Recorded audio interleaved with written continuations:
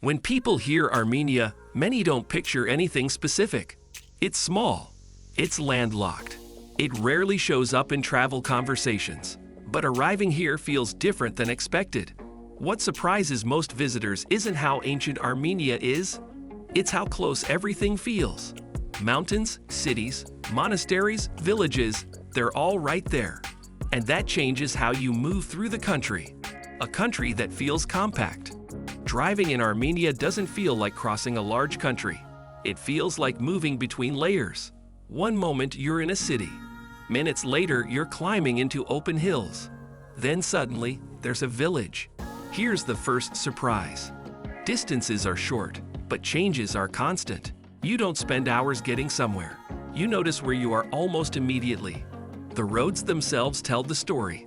A smooth highway gives way to a winding path carved into basalt, then a dirt track lined with apricot trees.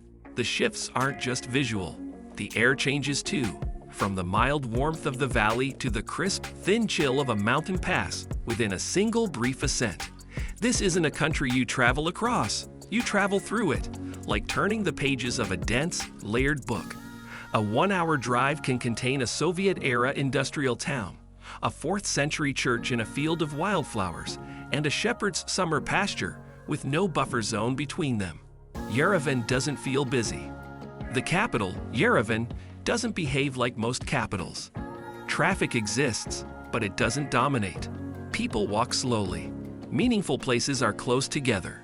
You can cross central neighborhoods on foot. You can sit without being rushed. Here's the shock. Yerevan feels like a city that expects you to stay, not pass through. That's unusual for a capital. The architecture enforces this pace.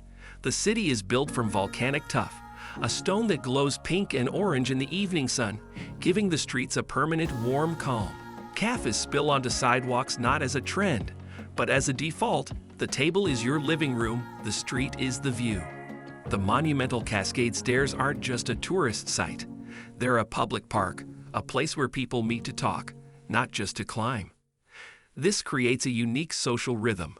At dusk, entire families stroll through Republic Square, not heading anywhere in particular, simply present. Business deals are made over 3-hour coffee meetings. The famous tapax. Toasted pumpkin seeds are sold on every corner, a snack designed for slow, deliberate consumption. The city's heart, the Vernissage Market, is a sprawling maze where you're invited to linger over a Soviet medal or a handmade carpet, with conversation included in the price. Yerevan's genius is its lack of urgency. It operates on the assumption that the most important thing happening is the conversation you're having right now. Monasteries built into the land. Outside the city, structures don't stand out. They blend in. Places like Geghard Monastery aren't placed on mountains. They're cut into them. Stone walls match the landscape. Buildings don't compete with the terrain. Here's what surprises visitors. These places weren't built to be seen from far away. They were built to be found. That changes how you experience them. You don't just see Geghard, you enter the mountain itself. The only light in its deepest chapel comes from a small opening in the ceiling, illuminating the cross carved directly into the living rock.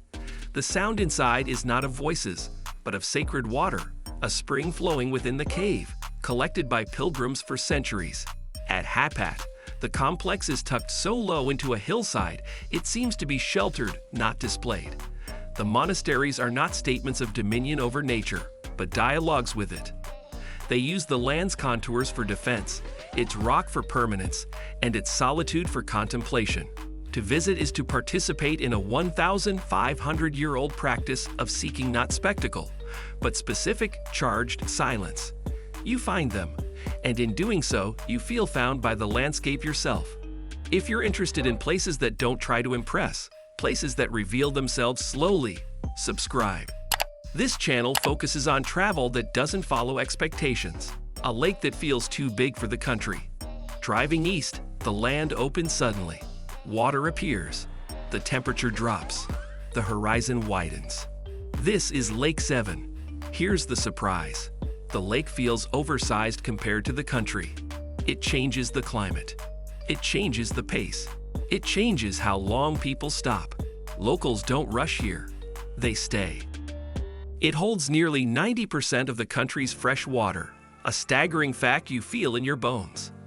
The breeze is cooler, the light is sharper, reflecting off a blue so deep it seems to absorb sound. Families set up for the entire day, with picnics of lavish bread and grilled fish, not for a quick photo, but for the slow, sun-drenched ritual of being by the water. It's a landscape of absorption, not activity. And then the roads start narrowing again. Roads that lead to nowhere. In southern Armenia, roads wind through deep valleys. Traffic fades. Villages thin out. The landscape becomes quiet. At the end of one route sits Geghard Monastery. Here's the shock. It feels deliberately remote. Reaching it takes effort. And that effort is part of the experience. This isn't a stop you accidentally visit. The wings of Geghard cable car, one of the world's longest, doesn't just transport you, it transitions you. It glides silently over the Vorotin Gorge, a vast raw cut in the earth, physically separating you from the modern rhythm. When you land, the silence is total, broken only by wind and distant cowbells. The monastery is a fortress of faith and last refuge, and the journey makes you understand why it had to be here. Villages that didn't move on. Away from main roads, daily life feels unchanged. Gardens are practical. Homes are simple. People know who belongs where. Here's what surprises visitors. This isn't preserved tradition. It's continuity. Things weren't frozen in time. They just didn't need replacing. You see it in the stone irrigation channels from a century ago, still directing water to vineyards. You hear it in the clang of a blacksmith's hammer in Diligen, not for tourists, but for horseshoes. The old Soviet car in the yard isn't a vintage exhibit, it's the car. This continuity creates a profound authenticity. There is no show, only the unbroken thread of making life work here, season after season. Why Armenia feels quiet. Armenia doesn't perform for visitors. There are no exaggerated attractions, no constant entertainment. Instead, places feel functional. This creates quiet, not emptiness, but absence of pressure. Once you adjust, it becomes noticeable how rare this is. The quiet is an audible space. It allows for the crunch of gravel underfoot, the specific call of a hoopoe bird, the long, unhurried conversation. It's in the way a museum attendant might personally guide you to a favorite artifact, or a vendor hands you an extra piece of fruit to taste. The experience isn't packaged, it's entrusted to you, and that trust is profoundly quieting. Why most people overlook Armenia. Armenia doesn't fit easy travel categories. It's not flashy. It's not resort-based. It's not fast. That's why it's skipped.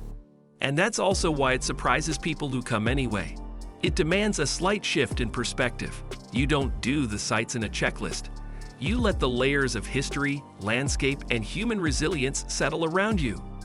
The reward isn't a thrilling adrenaline spike, but a gradual deepening sense of place, a feeling that you're engaging with a living, breathing entity, not a curated destination. Armenia isn't dramatic at first glance. It doesn't announce itself. It doesn't exaggerate. But once you're there, it becomes clear that everything is close and nothing feels rushed. The surprise is how this compactness expands internally. The short distances between places create long moments within them. You leave not with a camera full of iconic shots, but with the lingering sensation of stone warmed by the sun, the taste of tart mountain berries, and the memory of a horizon defined not by skyscrapers, but by the enduring line of where a mountain meets the sky.